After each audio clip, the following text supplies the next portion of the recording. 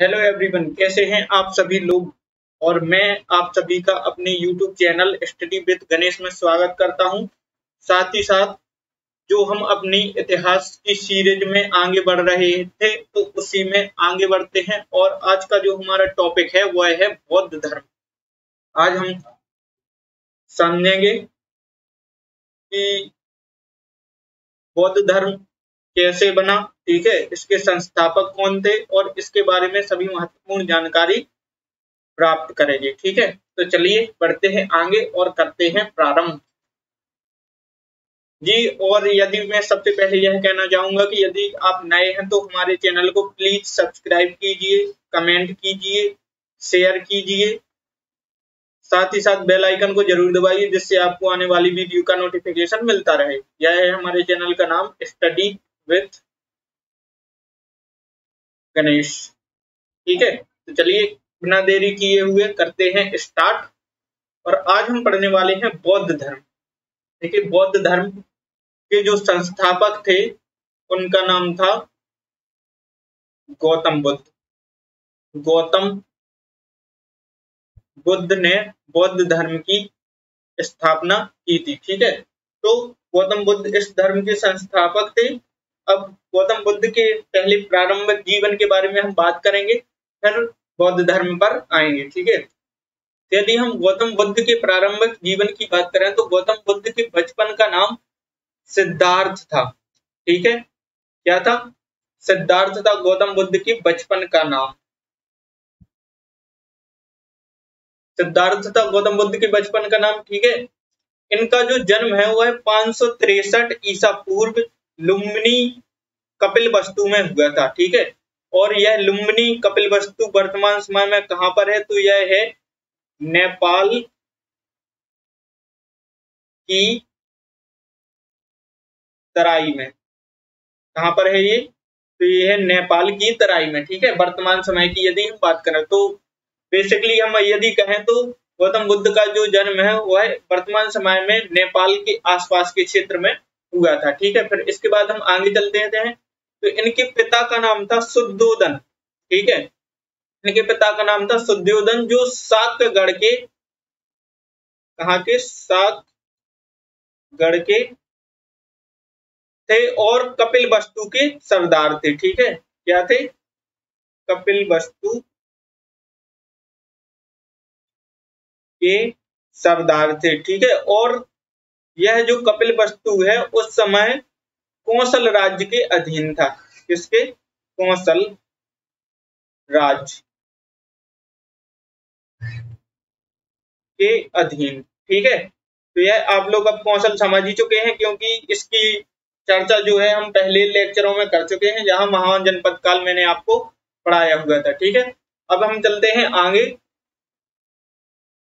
तो इनकी जो माता थी उनका नाम था महामाया और इनका एक नाम और मिलता है माया देवी। क्या मिलता है? इनका एक अन्य नाम माया देवी मिलता है। और इनकी जो मृत्यु है वो सिद्धार्थ के जन्म के 7वें दिन हो गई थी। सिद्धार्थ के जन्म के 7वें दिन इनकी क्या हो गई थी? मृत्यु हो गई थी। ठीक है, तो यह आप लोग याद रखना। फिर इसके बाद हम आगे चलते हैं तो यदि हम बात करें तो सिद्धार्थ की पत्नी का नाम था यशोधरा। ठीक है, और इनका एक नाम और मिलता है, इन्हें भद्र कच्छा के नाम से भी जाना जाता है। ठीक है, इनका एक अन्य नाम मिलता है इनका एक अन्य नाम मिलता है जो है वो मिलता है आपका बामा नहीं, गोपा। गोपा। और इनका जो एक अन्य नाम मिलता है वह मिलता है बिंबा। ठीक है, तो ये इनके अन्य नाम है। ठीक है, या तो आपको यशोधरा मिलेगा या भद्रकक्षा मिलेगा या गोपा मिलेगा या बिंबा मिलेगा। ठीक है, और यदि हम इनके पुत्र की बात करें तो इनका जो पुत्र था उसका नाम था क्या? राहुल। उनका पुत्र था जो, उनका नाम था राहुल। ठीक है, और राहुल का जब जन्म हुआ था तो महात्मा बुद्ध ने कहा था कि मेरी जो राशि है उसमें राहु आ चुका है। ठीक है, क्योंकि महात्मा बुद्ध एक सन्यासी प्रवृत्ति के थे, ठीक है, वो एक चिंतनशील व्यक्ति थे, तो वो सांसारिक मोह माया में नहीं फंसना चाहते थे। तो इस कारण से उन्होंने कहा कि मेरी जो जन्म है कुंडली है उसमें राहु आ चुका है, ठीक है। फिर इसके बाद हम नेक्स्ट आगे चलते हैं, तो देखिए आगे क्या हुआ। तो इनके जो गोत्र का नाम था वह था गौतम, इस कारण से इनके आगे गौतम लगा दिया जाता है, ठीक है। फिर इसके बाद आगे चलते हैं, तो इनकी जो मृत्यु है वो हो गई थी 483 ईसा पूर्व, 483 ईसा पूर्व। और कहां पर हो गई थी इनकी मृत्यु? वो हो गई थी कुशीनगर में।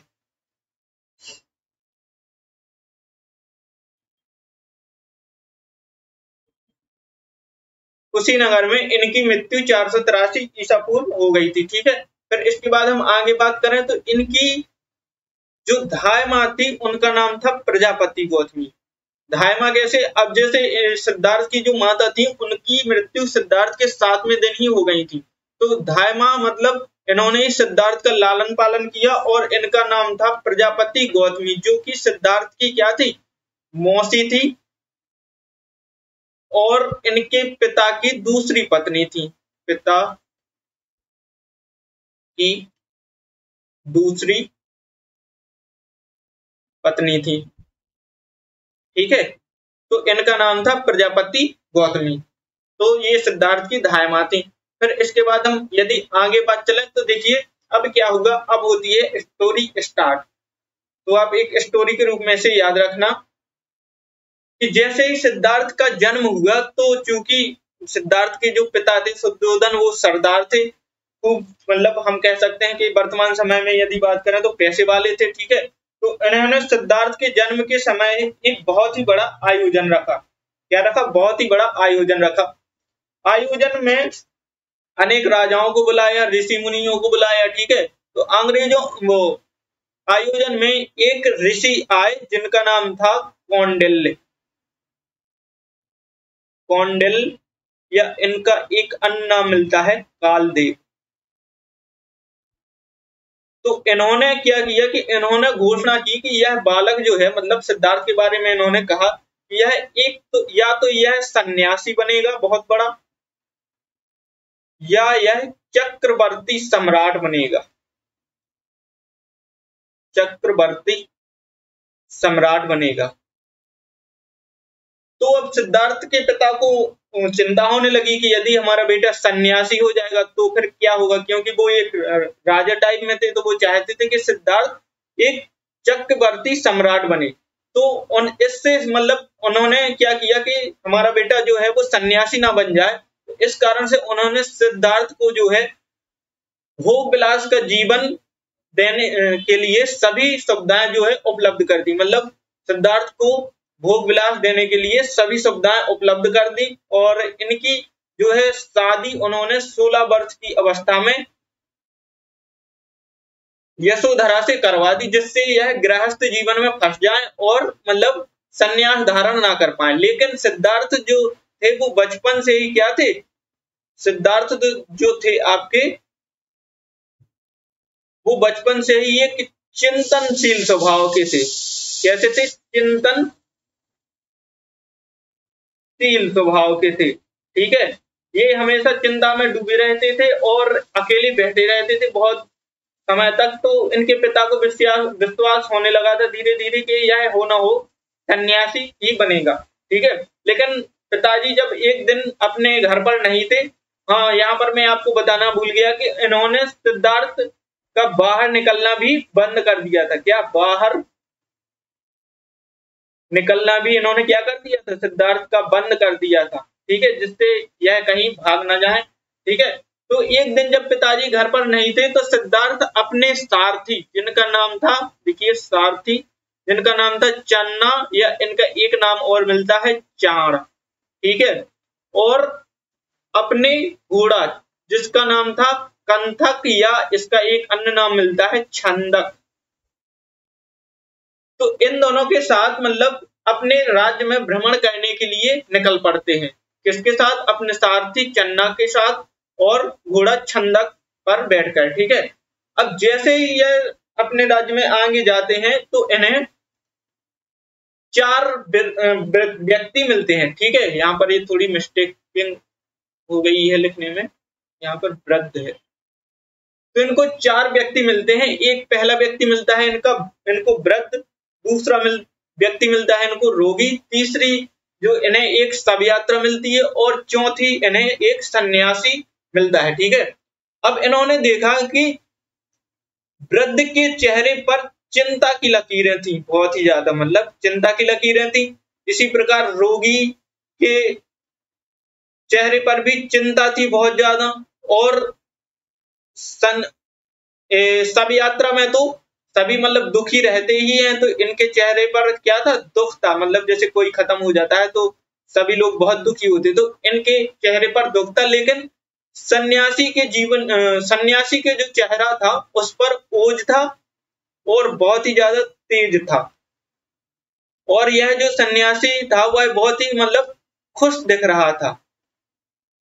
तो फिर सिद्धार्थ ने अपने जो सारथी थे चन्ना, उनसे पूछा कि इनके चेहरे पर चिंता क्यों है, वृद्ध के चेहरे पर। तो उन्होंने कहा कि यह अब वृद्ध हो गए हैं, ठीक है, इस कारण से इनके चेहरे पर चिंता है। ठीक है, और इन्होंने पूछा कि फिर रोगी के चेहरे पर चिंता क्यों है, तो इन्होंने कहा कि यह रोग से ग्रसित है, इस कारण से इसके चेहरे पर चिंता है। ठीक है, और यह बहुत ही ज्यादा दुखी है। ठीक है, और शव यात्रा में तो आप समझ ही गए होंगे कि सभी लोग दुखी रहते हैं, क्योंकि आप एक अपने करीबी और प्रिय व्यक्ति को खो देते हैं। ठीक है, तो सभी लोग दुखी थे। लेकिन फिर सिद्धार्थ ने पूछा कि यह सन्यासी जो है इनके चेहरे पर इतना ओज क्यों है, तेज क्यों है, और यह इतने खुश क्यों दिखाई दे रहे हैं। तो तब चन्ना या उनके जो सारथी थे उन्होंने कहा कि इन्हें ज्ञान या सत्य प्राप्त हो गया है। ठीक है, इन्होंने ज्ञान प्राप्त कर लिया है या सत्य इन्हें प्राप्त हो गया है, तो सत्य प्राप्त इन्हें हो गया है। तो सिद्धार्थ के मन में एक मतलब जिज्ञासा जगी कि आखिर ज्ञान और सत्य क्या है जिससे सभी दुखों को समाप्त किया जा सकता है। तो अब सिद्धार्थ निकलेंगे ज्ञान और सत्य की खोज में कि आखिर ज्ञान और सत्य है क्या आखिर। ठीक है, तो इसके बाद हम आगे चलते हैं।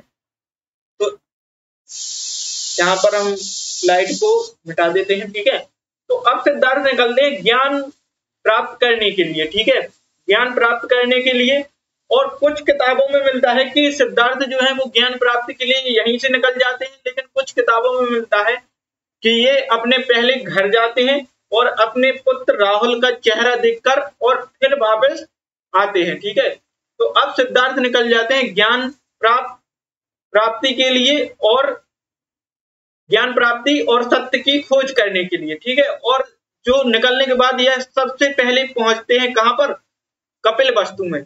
कपिलवस्तु में ये एक नदी है जिसका नाम है अनुमा नदी। ठीक है, अनुमा नदी, इस नदी के तट पर यह जाते हैं और अपने राजसी ठाट बाट थी, यानी राजसी वस्त्र थे, उनका त्याग कर देते हैं। यहीं पर ये अपना मुंडन करवाते हैं, मतलब बाल अपने मुड़वाते हैं, और यहीं पर ये गेरुआ वस्त्र धारण करते हैं। गेरुआ वस्त्र क्या करते हैं, धारण करते हैं। ठीक है, और कपिलवस्तु में ही यह अनोपीय उद्यान, एक अनोपीय उद्यान है। इसमें यह 7 दिनों तक रुकते हैं। कितने दिनों तक, 7 दिन तक। ठीक है, अब अच्छा, जो सिद्धार्थ थे वो ज्ञान प्राप्ति के लिए लगभग 29 वर्ष की अवस्था में निकलते हैं। मतलब 29 वर्ष की अवस्था में, 29 वर्ष की अवस्था में यह घर का त्याग कर देते हैं। घर त्याग कर देते हैं, और बौद्ध ग्रंथों में यह जो क्रिया है यह कहलाती है महाभिनिष्क्रमण। क्या कहलाती है, महाभिनिष्क्रमण। ठीक है, तो 29 वर्ष की अवस्था में यह ग्रह त्याग कर देते हैं, और अपने जो चान्ना है, मतलब सारथी और घोड़ा छंदक, इनको साथ लेकर के यह निकल जाते हैं। और इनके बाद यह पहुंचते हैं कहां पे, कपिलवस्तु में। ठीक है, कपिलवस्तु में जैसे ही पहुंचते हैं तो यह अनुमा नदी के किनारे अपने राष्ट्रीय वस्त्र का त्याग करते हैं, अपना मुंडन करवाते हैं और गेरुआ वस्त्र धारण करते हैं। ठीक है, और यहाँ पर एक उद्यान है, अनोपीय उद्यान, जहाँ पर यह 7 दिनों तक रहते हैं। ठीक है, और यहाँ पर ये कपिलवस्तु से जो छंदक है और जो चांदना है, इनके सारथी इनको वापस घर भेज देते हैं और यहाँ से जो ये यात्रा है अपनी, वो अकेले ही प्रारंभ करते हैं। ठीक है, तो इतना आप लोग समझ चुके होंगे। फिर इसके बाद आगे देखते हैं कि हम आगे क्या होता है। तो आगे पहुंचते हैं फिर सिद्धार्थ वैशाली में। कपिलवस्तु से अब निकलकर सिद्धार्थ पहुंचते हैं वैशाली, और वैशाली में इन्हें पहले जो व्यक्ति मिलते हैं वो होते हैं आलार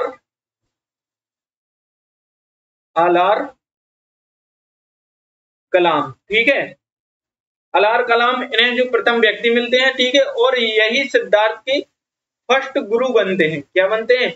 फर्स्ट गुरु बनते हैं। आलार कलाम जो थे वो सांख्य दर्शन के आचार्य थे। क्या थे? सांख्य दर्शन के आचार्य थे। ठीक है, तो यह सांख्य दर्शन के आचार्य थे। लेकिन क्या होता है कि यह सिद्धार्थ को, उनकी जब सिद्धार्थ प्रश्न पूछते हैं इनसे आलार कलाम से, तो उनको संतुष्ट नहीं कर पाते हैं। ठीक है, और सिद्धार्थ जो है वो इनके साथ कुछ समय तक रहते हैं और फिर आगे बढ़ जाते हैं। ठीक है, क्योंकि यह उनको संतुष्ट नहीं कर पाते हैं। तो फिर इसके बाद जो सिद्धार्थ हैं वो पहुंचते हैं कहां पर? राजगृह। अब वैशाली के बाद सिद्धार्थ पहुंचेंगे आपके कहां पे?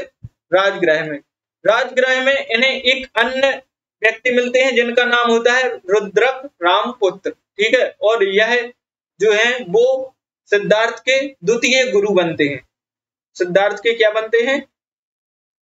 द्वितीय गुरु। इनके पास भी सिद्धार्थ कुछ समय ही रहते हैं, लेकिन यह भी सिद्धार्थ को ज्ञान में संतुष्ट नहीं कर पाते हैं और इस कारण से सिद्धार्थ इन्हें भी छोड़ करके आगे बढ़ जाते हैं। ठीक है, तो जो है यह था आज का हमारा वीडियो। आशा करता हूं कि आपको वीडियो जरूर अच्छा लगा होगा। ठीक है, और इसके आगे की चर्चा जो है वो हम नेक्स्ट लेक्चर में करेंगे। ठीक है, यदि आपको हमारी वीडियो अच्छी लगती है तो प्लीज इसे लाइक कीजिए और हमारे चैनल स्टडी विद गणेश को सब्सक्राइब कीजिए। कमेंट में बताइए कि वीडियो कैसी बनी है और साथ ही साथ अपने दोस्तों सभी के साथ शेयर कीजिए। ठीक है, और अंत में मैं यह आपको कहूंगा कि थैंक्स फॉर वाचिंग।